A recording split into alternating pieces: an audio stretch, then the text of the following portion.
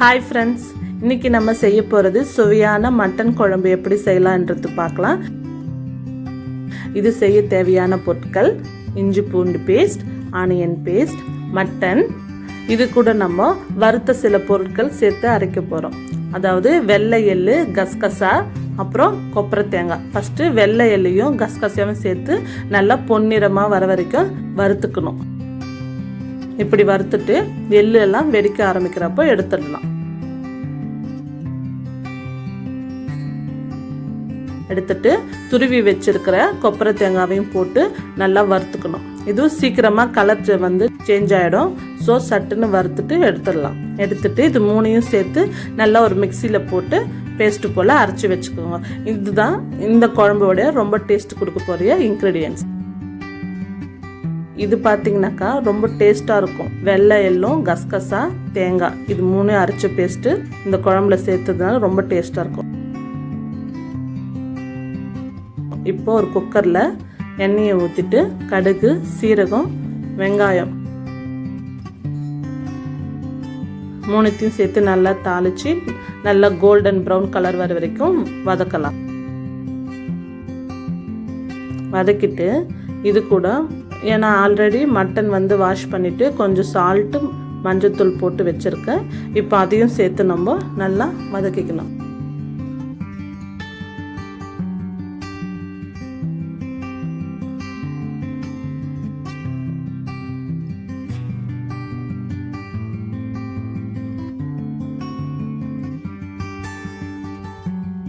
வதக்கிட்டு இது கூட கொஞ்சம் உப்பையும் சேர்த்து வதக்கலாம். நம்ம இப்போ உப்பு கொஞ்சம் சேர்த்ததுனால ஆல்ரெடி மட்டன்லேயும் கொஞ்சம் உப்பு சேர்த்துருக்கேன். ஸோ கேர்ஃபுல்லாக நம்ம சேர்த்துக்கணும். இப்போ இதெல்லாம் சேர்த்து நல்லா வதக்கிட்ட பிறகு இப்போ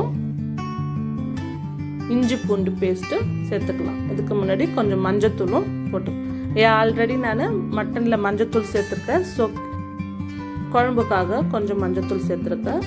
உங்களுக்கு எவ்வளோ தேவையோ அவ்வளோ சேர்த்துக்கோங்க. இப்போ இஞ்சி பூண்டு பேஸ்ட் போட்டு நல்லா வதக்கிக்கணும். இப்போ வெங்காய பேஸ்ட், அதாவது ஆனியன் பேஸ்ட். இப்போ எல்லாத்தையும் சேர்த்து நல்லா வதக்கிட்டு பச்சை வாசனை போகிற அளவுக்கு நம்ம வதக்கினா போதும். இப்போ மிளகாய்த்தூள் நம்ம சேர்த்துக்கலாம். இந்த மிளகாய்த்தூள் பார்த்திங்கனாக்கா உங்களுக்கு எந்த அளவுக்கு காரம் தூக்கலாக வேணும்னாக்கா இல்லை கம்மியாக வேணுமோ அந்த அளவுக்கு சேர்த்துக்குங்க. ஏன்னா கொஞ்சம் எப்பயுமே பார்த்திங்கன்னா நான்வெஜ் எல்லாம் கொஞ்சம் எக்ஸ்ட்ரா கொஞ்சம் காரம் தூக்கலாக இருந்தால் தான் ரொம்ப டேஸ்ட்டாக சாப்பிட்றதுக்கு கொஞ்சம் நல்லா கரமாக இருக்கும். நல்லா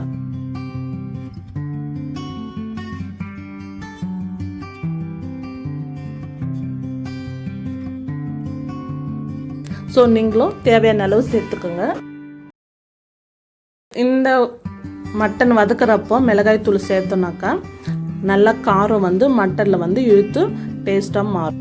ஸோ எல்லாத்தையும் ஒன்று ஒன்றா மிக்ஸ் பண்ணிவிட்டு இப்போது தக்காளி பேஸ்ட்டு நம்ம சேர்த்துக்கலாம். தக்காளி அரைச்சி வச்சுட்டு இந்த மாதிரி சேர்த்துக்கிட்டா இன்னும் ஈஸியாக மிக்ஸ் ஆகிடும்.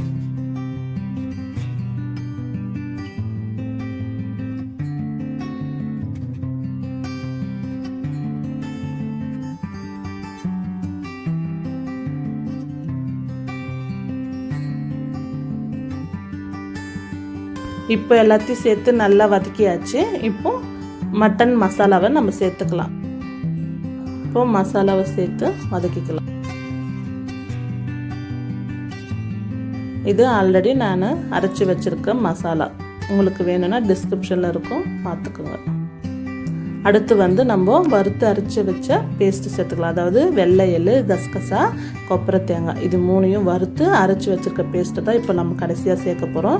இது சேர்த்துட்டு நல்லா மிக்ஸ் பண்ணிவிட்டு உப்பு காரெல்லாம் கரெக்டாக இருக்க டேஸ்ட் பண்ணிவிட்டு இப்போது தேவையான அளவு தண்ணியும் விட்டு கொத்தமல்லி தழை போட்டு குக்கரை மூடி வச்சு 2 விசில் விட்டோனாக்கா சுவையான மட்டன் குழம்பு தயாராகிடும்.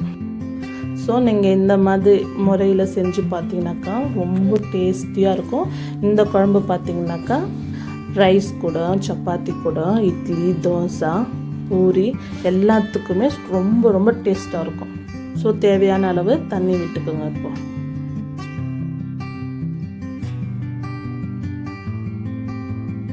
எல்லாம் நல்லா மிக்ஸ் பண்ணியாச்சு.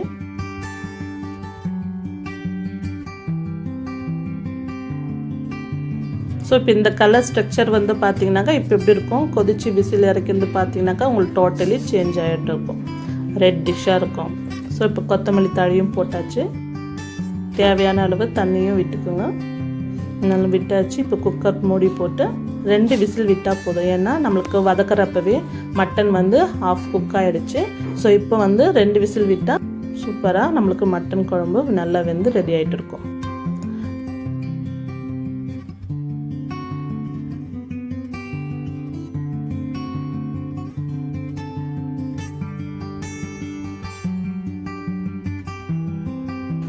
ஸோ இப்போ பாருங்கள், சுவையான மட்டன் குழம்பு தயாராகிடுச்சு.